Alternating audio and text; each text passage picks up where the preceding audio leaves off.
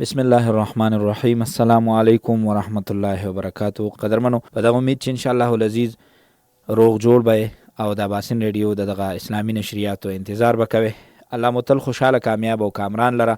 الله دې وکړي چې دغه پروګرامونه زمونږ او ستاسو د دنیا او د آخرت د کامیابۍ سبب وګرځي. محترمو، څو ورځې راسي په پروګرامونو کې ما تاسو سره د والدینو د حقوقو متعلق خبرې تر روانې دي. دا مې هم درته وی چې هغه خلک څوک د مور پلار د حق خیال ساتي، الله پاک په دنیا او په آخرت کې هغې له کامیابۍ ورکوي. او دا مې هم درته وی چې کم خلکه د مور پلار د حقوقو خیال نه ساتي، هغې سره ښه سلوک نه کوي، د دغه خلکو دنیا سره سره آخرت هم ګډوډ وي.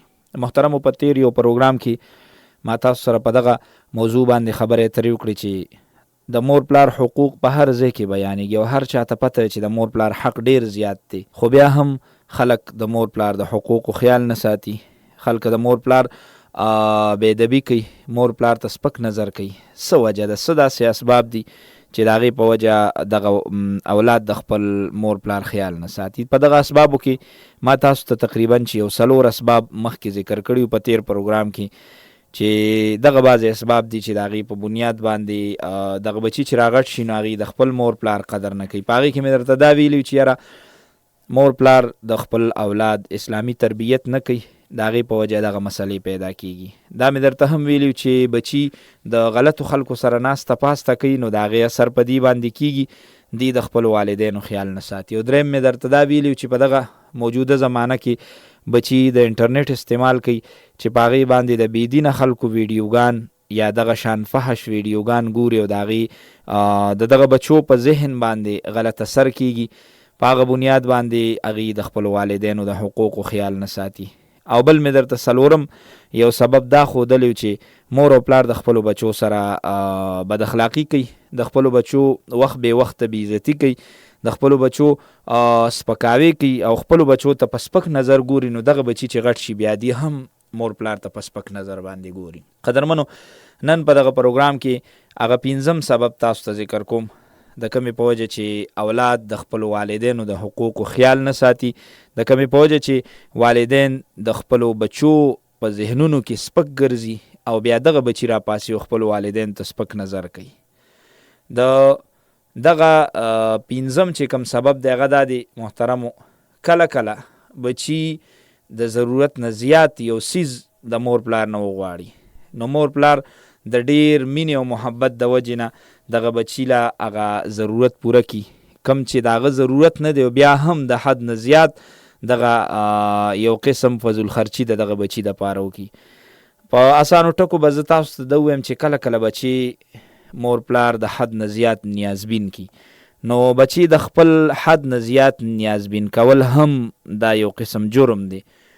د دې کې به زه تاسو ته دا خبره ښکاره کړم چې د شریعت دغه حکم دی چې تاسو د خپلو بچو سره محبت کوئ، خپلو بچو سره مینه کوئ. په تیر دغه یو سبب کې ما تاسو ته دا خبره ښکاره هم کړه چې خپل بچي وخت بې وخته بې عزته کوئ، ما هغې سره په محبت او په مینه باندې خبرې کوئ، هغې له وخت ورکوئ، د خپل مصروفه ژوند نه 40 غنټې ژوند چې کمي نو د هغې نه 40 منټه کم از کم خپلو بچو له ورکوه، هغې سره کښېنه، د هغې سره محبت کوه، هغې سره خبرې کوه، هغې ته اصول ښایه، هغې ته آداب ښایه، هغې ته د ژوند د تیرولو طریقې ښایه، هغې ته دینی تربیت کوه، هغې ته قرآن ښایه، هغې ته حدیث ښایه، هغې ته مسنون دعاګانې ښایه چې بچي دا د رسول الله صلی الله علیه وسلم ښودلې شوې دعاګانې، دا د قرآن مجید ښودلې شوې دعاګانې دي، دا ویه، دا یادوه، بېشکه په دې کې به ستا دپاره غوره وي. نو خپلو بچو له خپل وخت ورکوئ او ښه محبت ورسره کوئ.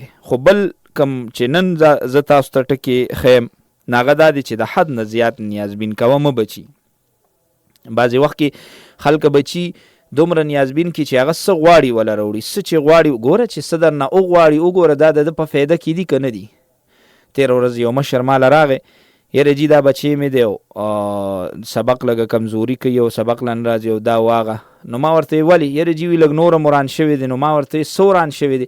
یاره جي وي موبایل یې غوښته او موبایل مې وله غټ راوړو، مونږ خو پې سې پیږو نه، خو د سره یې او د شپې ناوخته پورې پکې لګیا یي. نو ما ورته وی چې دا د سبق طرف ته د توجه کمه شوې ده، نو دا وجه هم دغه څیز دی. ضرورت سوچ په دې عمر کې تا دته داسې یو موبایل راوړو. نو محترمو په دې باندې به خفه کیږو نه، خو مونږ خپل بچي وخت بې وخته نیازبین کړي وي او خپل بچي د حد نه زیات نیازبین کول دا مناسب نه. نو خپل بچي د حد نه زیات چې کوم دی نو د هغې نخرې نه دي برداشت کول پکار، هغې ته ویل پکار دي ښه په محبت چې بچي دا تاله مناسب نه دي. کله چې مور او پلار د بچي سره دومره مینه شروع کړي چې د هغه هرې تقاضې برداشت کړي، هر قسمه نخرې یې برداشت کړي، که دا بچی چاته کنځل هم کوي یا هغه چاته بد ردم وي یا د شریعت خلاف کارم کوي، دی ورته هیڅ نه وایي. نو په دې ګورې د بچو په اخلاقو باندې ډېر لوی اثر پرېوځي. کله کله مونږ بعضې خلکو ته ووایو یاره جي دا بچي م پوی کې بې لمازه دي مونځ نه کوي، دې بچو ته مو وایې جي تېره ورځ یې داسې یو د شریعت خلاف کار کړی، یاره جي هلکان دي. نو مونږ ورته څه ووایو؟ دغه هلکان زه اکثر ملګرو ته دا یو مثال ورکوم که چېرته دغه را روان یو ځای دی او په هغې کې اور لګېدلی او ستا دا بچي ورمنډه کوي، هغه اور ته وردانګي، نو ته به څه کې؟ نو دی به وایي زه به دې په پړو باندې ریسار کړم، اور ته زه خپل بچی پرېږدم. نو دی چې په دغه ګناه باندې اخته دی او دا د ګناه کار کوي، نو دی ښکاره اور ته نه دی روان، د اور په لار باندې نه دی روان، که نه د قیامت په دغه ورځ باندې زمونږ ایمان کمزوری دی، که د جهنم په دغه اور باندې زمونږ ایمان کمزوری دی، که د جهنم دغه اور مونږ ته ډېر زیات خطرناک نه ښکاري چې زما بچي د جهنم په دغه خطرناک اور په طرف باندې روان دی او زه یم یاره جي هلکان دي، نو مونږ ورته څه ووایو؟ اوس خو یې وهلی نه شو، دا وخت خو د د وهلو نه دی. نو که دا بچي ستا اور ته وردانګي، نو هغه وخت کې ته داسې ویلی شي چې یاره جي ما خو پې غاړه خلاصه کړه، نو هغه وخت کې خو ته په پړو تړلو ته تیار یې.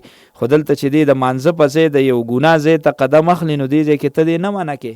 نو محترمو د حد نه زیات د خپلو بچو نخرې برداشت کول، د خپلو بچو نیازبینتوب، دا د بچو په اخلاقو باندې غلط اثر غورځوي. بیا دغه بچي چې راغټ شي نو تا شروع کې دته څه نه دي ویلي. کله کله مونږ وګورو چا سره خپل ماشومان بچي په لاره به یو معزز سړی روان وي، هغه ماشوم د خولې نه به هغه ته کنځل وخیږي، هغه معزز سړی به د عزت د وجې هغه ته څه ونه وایي او دا پلار به یې ځان ته رانږدې کړي، وګوره زما بچي خو کنځل وکړل. کله کله دا هم ګورو چې یو ماشوم چا سره غي کي یاره پلاني ته راشه زما دې بچي داسې خشته خشته خبرې زده کړي دي، وکړه دې کاکا ته دې کنځل.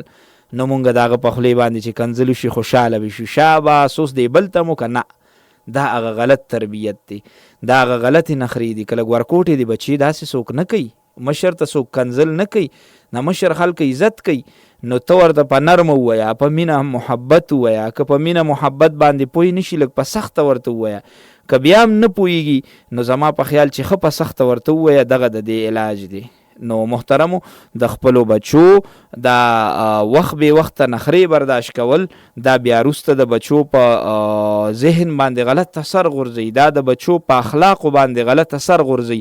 او زه وایم دا ټول هر څه د مور پلار په لاس کې دي. که چېرته دا مور پلار وغواړي د خپل بچي داسې تربیت وکړي. ما تېره ورځ یو مشر سره یو ماشوم ولیده، خبرې یې ملا نه شوې کولی، او هغه مشر ته تپوس وکړه بچي الله پاک چېرته دی؟ نو هغه اسمان ته ګوتې ونیو، لا نور یې هېڅ هم نه شو ویلی او د خولې د وړې ژبې نه یې دا لفظ وویسته الله. نو زمونږ ماشومان بچي چې راغټ کېږي نو پکار دي چې مونږ ورته د الله نوم ښیو، مونږ ورته لا اله الا الله ښیو. نو مونږ وایو یاره جي د کنځل زده کړل، راشه پلاني ته یې کنځل وکړل. نو چې ته ورته په شروع کې کنځل وښیې نو دی چې غټ شي نو بیا که نور څوک ني نو خامخا به بیا هم تاسو ته کنځل کوي. په ځای د دې چې تاسو ته کنځل وکړي نو تاسو هغې ته داسې الفاظ وښیئ د نورو مشرانو دپاره چې حقه شان خواږه او درانه الفاظ تاسو دپاره م استعمالوي. بچي چې په کلي کې یو مشر وي هغه سره چې خبرې کوې نو داسې به ورته نه وایې چې ته داسې کار وکړې، یاره جي که تاسو داسې کار وکړې دا خوږې خبرې دي. نو خپلو بچو ته اخلاق ښودل په ځای د دې چې د هغې بې ځایه نخرې برداشت کول، دا د دغه بچو بیا په اخلاقو باندې اثر غورځوي او غلط اثر غورځوي. دغه بچي بیا راپاسي نو هغه بیا د مور پلار خبره نه مني، نو مور پلار وله یو قسمه تعویزونه کوي، یو چاته اوبه وله دم کوي، یاره جي هغه هلک خبره نه مني. که د شروع نه تا دته دا خبره کړې وي چې بچي خلک د خپلو مشرانو خبره مني، نو زما په خیال چې غټ شوي نو بیا به دغه مسلې نه وي. بعضې وخت کې وی یاره هغه هلک مانځله نه ځي، تا په هلکوالی په ماشوموالي باندې هغه په مانځه عادت کړی دی. زه ګورم بعضې مشران ماشومان بچي وي نو هسې وي د ځان سره جومات ته راولي او خشته په آدابو باندې مونځ کوي. دقه وخت نه چې سړی عادت شي نو بیا که مشران ورته وایي هم نه نو هغه بچي بیا مونځونه کوي. نو مونږ په ماشوموالي یاره جي ورکوټې دی، خیر دی جي ته د ځان سره بوزه. محترم کم ماشومان چې لا هغه حد د بلوغت ته نی رسېدلی او هغې عبادتونه کوي په هغې کې د مور پلار پوره حصه ګورئ، دا نه چې د هغې په عبادت کې کمې راځي خو د مور پلار یې پکې پوره حصه کم از کم په وړوکوالي باندې دته ذکر وښیه، لا اله الا الله وایه بچي، درود شریف ووایه، په دغه وړه ژبه که هغه راووړي او تا ته دعا وکړي الله پاک به د دغه ماشوم د وړې ژبې دعا څنګه رد کوي، الله پاک به د هغه دغه عبادت څنګه نه قبلوي. که هغه مات ګوډه وي، که هغه کله کله بېودسه وي، که هغه نیمګړی وي خو چې هغه عبادت کوي او ته ورته چل ښې نو الله پاک به د هغه عبادت قبلوي او تاله به د هغې اجر درکوي. نو محترمو دغه بعضې څیزونه داسې دي که مونږ او تاسو د دې خیال وساتو نو زما په خیال چې زمونږ بچي غټ شي نه او بیا هېڅکله زمونږ نافرماني نه کوي. په ځای د دې چې مونږ خپل بچي په جنګ جګړو کې اخته کړو، د خپلو بچو ښکلې تربیت وکړو، انشاءالله العزیز دغه بچي چې راپاسي نو دی به زمونږ او ستاسو ادب کوي په ځای د دې چې دی زمونږ او ستاسو بېادبي کوي. محترمو د مور پلار هم څه ذمهوارۍ جوړېږي چې په خصوصي توګه د دغه ماشومانو په ماشوموالي باندې ښه طریقې سره د هغې خدمت وکړي، د هغې تربیت وکړي، د هغې خیال وساتي. نو یقینا چې دغه بچي کله بیا غټ شي او تا ورته زده کړه کړي نو دینه به ښکل انسانان جوړېږي. قدرمنو کمې خبرې چې مې تاسو ته وکړې او تاسو په دغې باندې عمل وکړه چې د دغه ماشومانو په ماشوموالي باندې د دې خبرو خیال وساتئ نو انشاءالله العزیز بیا په دې وخت کې به زمونږ او ستاسو دغه نصیحتونو زما په خیال چې ډېر کم ضرورت پاتې کېږي. خو بیا هم که یو انسان داسې دی چې هغه په ماشوموالي د هغه تربیت صحیح نه دی شوی نو په دې وخت کې هغې له پکار دي چې دغه خبرو اورېدنه وکړي او په هغې باندې عمل وکړي. ولې مور او پلار د بچو دپاره ډېر محنت کړي. اخلاقي توګه که یو انسان وګوري نو شرعي توګه خو ما تاسو ته ووایي چې بلکل شریعت د مور او پلار دپاره د قرآن ګڼ شمېر آیاتونه نازل کړي، د رسول الله صلی الله علیه وسلم ګڼ شمېر احادیث مونږ ته مخې ته پراته دي. خو بیا هم که اخلاقي توګه باندې سړی سوچ وکړي نو ګورئ دغه مور پلار په انسان باندې ډېر زیات حق دی. مونږ ولې د دغه حق نه لرې پاتې کېږو؟ مونږ ولې د دغه حق نه سترګې پټو؟ مونږ ولې دغه اخلاقي سوچ نه کوو چې دغه مور پلار زما دپاره څومره محنت کړی؟ د مور پلار نافرماني کوونکي انسانه ته دا سوچ نه کوې چې دغه مور پلار زما دپاره څومره سختې تېرې کړي؟ د غفلت په خوب اوده، د ځوانۍ په نشه مست انسان، تا چېرته په دې خپل ګریوان کې دا سوچ کړی دی چې دې والدینو ما باندې څومره حقوق دي، دی ما سره څومره تکلیفونه برداشت کړي؟ بیا په تیره دې مور 9 میاشتې زه په خپله خېټه باندې ګرځولم، دغه تکلیف دی زما سره تیر کړی دی. دی عاجز زما د لاسه صحیح خوراک هم نه دی کړی، دی عاجز زما د لاسه صحیح طریقې باندې تلل هم نه دی کړی، دی زما د لاسه صحیح طریقې سره ملاسته هم نه ده کړې او دی زما د وجې نه په خپله خوښه باندې خوراک هم نه دی کړی. محترمو مونږ که وګورو عموما میاندې هر یو څیز نه خوري. ولې؟ ماشوم دپاره دا ښه نه دي. ولې که دا خوراک ما وکړه بیا به د ماشوم په خېټه کې دړي، بیا به ماشوم تبه ونیسي، بیا به ماشوم ناجوړه شي. همیشه دپاره هغې ستا د لاسه احتیاط کړی دی، په احتیاط باندې ژوند تیر کړی چې چېرته زما د ماشوم بچي ته نقصان ونه رسي. دغه 9 میاشتې د مور د بچي د تکلیف د وجې نه په مور باندې د 9 کالو برابر اوږدې تیریږي، بلکې د دې نه هم زیاتې، ځکه دغه مور د بچي سره ډېره زیاته په تکلیف کې. بیا ماشوم پیدا کیږي نو د مور ډېر زیات تکلیفونه وي، دغه مور ستا دپاره هر قسمه تکلیفونه برداشت کړي او بیا څومره په احتیاط سره تا په دغه خپله غېږه کې لوبئ، تا په دغه خپله غېږه کې واچي دې دپاره چې زما دې بچي ته تکلیف میلو نه شي. په ورانه پوله باندې نه ځي ولې ما سره ماشوم غېږ کې دی، وران طرف ته مزل نه کوي ولې ما سره ماشوم غېږ کې دی، او بیا ستا څومره د پیو احتیاط کوي. په دغه وخت کې هم هغه ډېر د خوراک خیال ساتي. ولې ماشوم له پی ورکوم؟ هسې نه زما د دې خوراک د وجې نه د ماشوم په خېټه کې دړ شي، د ماشوم زکام شي، ماشوم نور ناجوړه نه شي. هغې خو په خپله خوښه خوراک قدرې هم ونه کړه. دغه مور خپله غېږه ستا دپاره زانګو نه کړه، دغه مور ته په خپله غېږه کې د زنګو په شان ونه زنګولې، ستا د بیمارۍ سره هغې شپې تا سره سبا نه کړې، ستا د بیمارۍ او د مرض د وجې هغې د شپې او د ورځې خپل خوبونه ورک نه کړل، هغې خپل مړي ژوندي پرې نه خوستل، هغې آرامونه په ځان باندې حرام نه کړل. خلکه لګیا دي په آرام خوب وکړي، خوبونه هغې په ځان باندې ستا د وجې نه حرام کړل. تر هغه وخته پورې مور له قرار نه ورځي تر څو پورې چې ستا بچي هغه روغ شوي ني. تر هغې پورې ستا مور په ښه طریقه باندې خوراک ونه کړي چې تر څو پورې ستا صحت روغ شوي نه وي. او ستا دغه مور ستا دغه ګندګي څومره په خوشحالۍ صفا کوي، ستا دغه مور څومره په خوشحالۍ باندې دې ته غاړه کیږي چې دغه ګنده د ګندګۍ خیرن بچي هغه اوچت کړي او دغه ګندګي ته صفا کړي او خوشحالېږي په دې باندې. نن خو زه ګندګۍ له لاس نه وړم، که یو ځای کې مجبوره شم نو بیا هم په خفګان هغې له لاس وړم، خو مور زما د ماشوموالي دغه وخت هم ډېر په خوشحالۍ باندې تیر کړی دی او په خوشحاله په مینه محبت سره هغې ته صفا کړي. ستا په لیدو باندې ستا د مور به سترګې مړې دی چې ته به لږ د مور د مخې نه ورک شوې، لرې به شوې، مور به تا پسې څومره خفه وه چې ته به یې ولیدې سترګې به یې مړې شوې. دغه مور خو به تا نه ډېر امیدونه کړي چې زما دغه بچی به غټ شي او دی به زما خیال ساتي، دی به زما د سترګو یخوالی وي. د رسول الله صلی الله علیه وسلم په خدمت کې د کافرو یو زنانه راوستلی شوه چې هغه په جهاد کې د هغې نه وینځه ګرځولې شوې وه، راوستلې شوې وه. هغه د خپل ماشوم بچي پسې منډې ترړې وهي، زړه یې ورپسې بېقراره دی.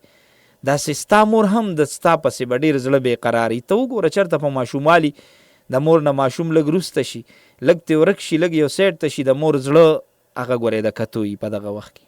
بیا په تیره تا چېرته د پلار دغه محنت ته سوچ کړی دی چې ستا دپاره ستا دغه پلار څومره محنت کړی، دغه پلار ستا د تربیت ستا د ساتنې دپاره هغه څومره مشقتونه برداشت کړي، خپل لاسونه هغه په خوارۍ او په محنت باندې تڼاکې کړي دي، په هغې باندې پولې راختلي دي، او بیا هم ستا د صحت او ستا د تربیت خیال ساتلی دی، ستا د خوښې خیال یې ساتلی، خپل وجود یې ستا دپاره ذرې ذرې کړی دی، خو ته یې په مشقت باندې نه اچولی. ستا هر ورځ په غټېدو سره د هغه سترګې څومره به یخېدې او به څومره خوشحالېده او هغه به تا پورې څومره امیدونه لرل چې زما دغه بچی به راغټ شي او دی به زما مټې ګرځي، دا تکلیفونه به زما نه ختم شي.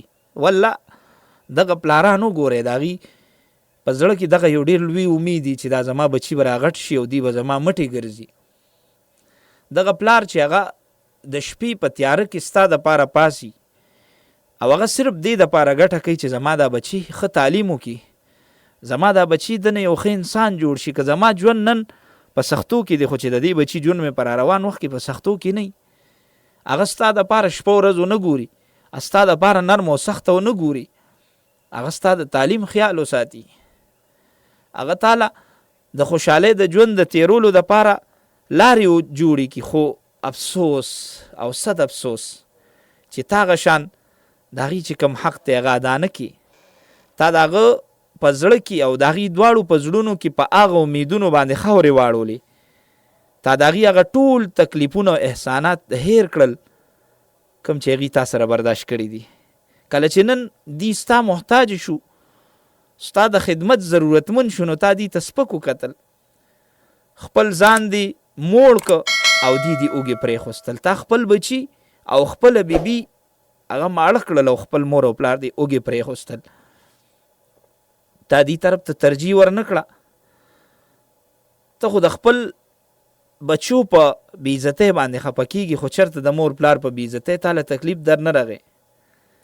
ستا د لاسه نن د دغه مور پلار د سترګو اوښکې اوچې نه شوې،